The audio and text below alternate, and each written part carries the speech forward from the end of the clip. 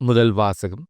நாம் ஒருவர் மற்றவரிடம் அன்பு கொண்டுள்ளோம் என்றால் கடவுள் நம்மோடு நிலைத்திருக்கிறார். திருத்தூதர் யோவான் எழுதிய முதல் திருமுகத்திலிருந்து வாசகம். அதிகாரம் 4 இறைவசனங்கள் 11 முதல் 18 முடிய. அன்பார்ந்தவர்களே, கடவுள் நம் மீது அன்பு கொண்டார் என்றால் நாமும் ஒருவர் மற்றொருவர் மீது அன்பு கொள்ள கடமைப்பட்டிருக்கிறோம். கடவுளை எவரும் என்றுமே கண்டதில்லை. நாம் ஒருவர் மற்றவரிடம் அன்பு கொண்டுள்ளோம் என்றால் கடவுள் நம்மோடு இணைந்திருப்பார். அவரது அன்பு நம்மிடம் நிறைவு பெறும். அவர் தமது ஆவியை நமக்கு அருளியதால் நாம் அவரோடு இணைந்திருக்கிறோம் எனவும் அவர் நம்மிடம் இணைந்திருக்கிறார் எனவும் அறிந்து கொள்கிறோம். தந்தை தம் மகனை உலகிற்கு மீட்பராக அனுப்பினார் என்பதை நாங்களே கண்டறிந்தோம், சான்றும் பகர்கிறோம். இயேசுவே இறைமகன் என ஏற்று அறிக்கையிடுபவரோடு கடவுள் இணைந்திருக்கிறார். அவரும் கடவுளோடு இணைந்திருக்கிறார். கடவுள் நம்மிடம் கொண்டுள்ள அன்பை அறிந்துள்ளோம், அதை நம்புகிறோம்.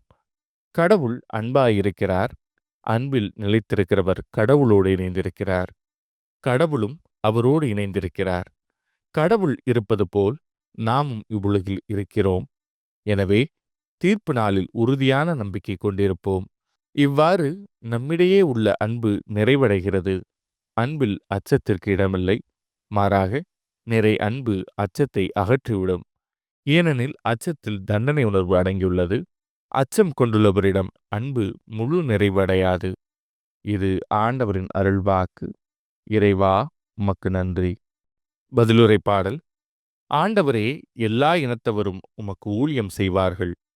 கடவுளே, அரசருக்கு உமது நீதி தீர்ப்பை வழங்கும் ஆற்றலை அளியும். அரச மைந்தரிடம் உமது நீதி விளங்கச் செய்யும். அவர் மக்களை நீதியோடு ஆள்வாராக. உம்முடையவரான எளியோர்க்கு நீதி தீர்ப்பு வழங்குவாராக. ஆண்டவரே, எல்லா இனத்தவரும் உமக்கு ஊழியம் செய்வார்கள். தர்சீச அரசர்களும் தீவுகளின் அரசர்களும் காணிக்கை கொண்டு வருவார்கள். சேபாவிலும் செபாவிலும் உள்ள அரசர்கள் நன்கொடைகளை கொண்டு வருவார்கள். எல்லா அரசர்களும் அவர் முன் தரை மட்டும் தாழ்ந்து வணங்குவார்கள். எல்லா இனத்தவரும் அவருக்கு ஊழியம் செய்வார்கள். ஆண்டவரே, எல்லா இனத்தவரும் உமக்கு ஊழியம் செய்வார்கள். தம்மை நோக்கி மன்றாடும் ஏழைகளையும் திக்கற்ற எளியோரையும் அவர் விடுவிப்பார். வறியோர்க்கும் ஏழைகளுக்கும் அவர் இரக்கம் காட்டுவார். ஏழைகளின் உயிரை காப்பாற்றுவார். ஆண்டவரே, எல்லா இனத்தவரும் உமக்கு ஊழியம் செய்வார்கள். நற்செய்தி வாசகம். இயேசு கடல் மீது நடப்பதை கண்டனர்.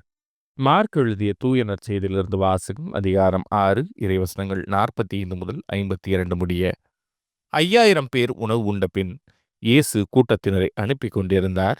அப்பொழுது தம் சீடரையும் உடனே படகேறி தமக்கு முன் அக்கறையிலுள்ள பெத்சாய்தாவுக்கு செல்லுமாறு அவர் கட்டாயப்படுத்தினார்.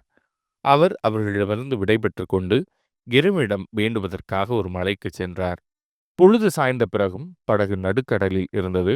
ஆனால் அவர் தனியே கரையில் இருந்தார். அப்போது எதிர்காற்று அடித்தது.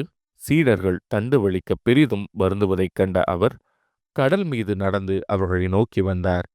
அவர்களை கடந்து செல்ல விரும்பினார். அப்போது ஏறக்குறைய 4ஆம் காவல் வேளை. அவர் கடல் மீது நடப்பதைக் கண்டு அது பேய் என்று எண்ணி அவர்கள் அலறினார்கள். ஏனெனில் எல்லாருமே அவரை கண்டு அஞ்சி கலங்கினர். உடனே இயேசு அவர்களிடம் பேசினார். துணிவோடு இருங்கள், நான் தான், அஞ்சாதீர்கள் என்றார். பிறகு அவர்களோடு படகில் ஏறினார். காற்று அடங்கியது. அவர்கள் மிக மிக மலைத்து போனார்கள். ஏனெனில் அப்பங்கள் பற்றிய நிகழ்ச்சியை அவர்கள் புரிந்து கொள்ளவில்லை. அவர்கள் உள்ளம் மழுங்கி போயிருந்தது. இது ஆண்டவரின் அருள்வாக்கு. கிறிஸ்துவே, உமக்கு புகழ்.